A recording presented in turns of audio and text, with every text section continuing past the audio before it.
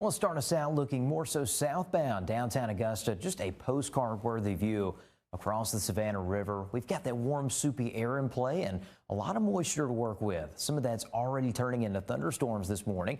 And out on the horizon, you can see more fair weather cumulus clouds. Some further south than that are actually giving way to a lot of rain down just to the south on the two-state coastline. You can see some of that here. Let's take you down closer to Hendersonville and down to Savannah on the coast.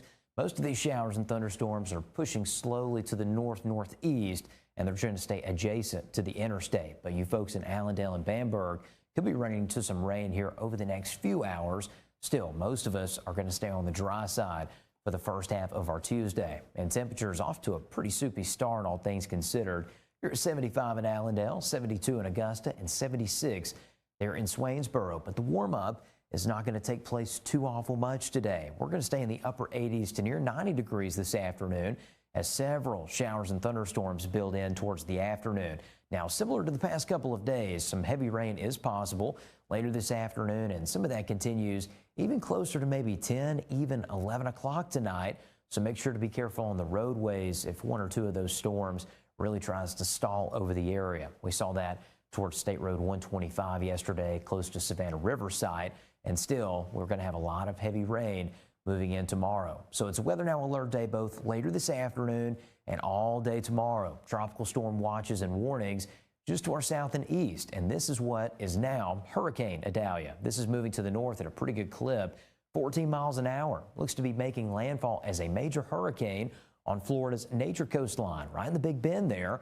And one important thing to note here, the stronger this gets in the Gulf of Mexico, the stronger it's going to be as it moves inland, and it's going to move pretty quickly as well. So this is going to maintain Category 1 hurricane strength into southern Georgia. That means that we're going to see a little bit more heightened impacts off of this system as it moves pretty much through the southeastern corner of the state, and it maintains itself as a pretty strong tropical storm moving into Charleston. So what we've got to expect here is still mainly rain with a name, y'all. This is going to be a rainfall event for the most part, but a few areas south of I-20 could feel a couple more impacts than folks north of I-20. One of those is tropical storm force wind gust. We do have that slight probability for areas such as Swainsboro, Millen, Allendale, Sylvania, Bamberg. You have a decent chance of seeing some wind gusts that could even get up to 45, 50 miles an hour. Now, that's going to be on the high end of things, and it's not going to last long. That could be from a stretch of about 3 in the afternoon to 10 at night on Wednesday. If you're in Augusta, you have a very low chance of seeing those tropical storm force winds.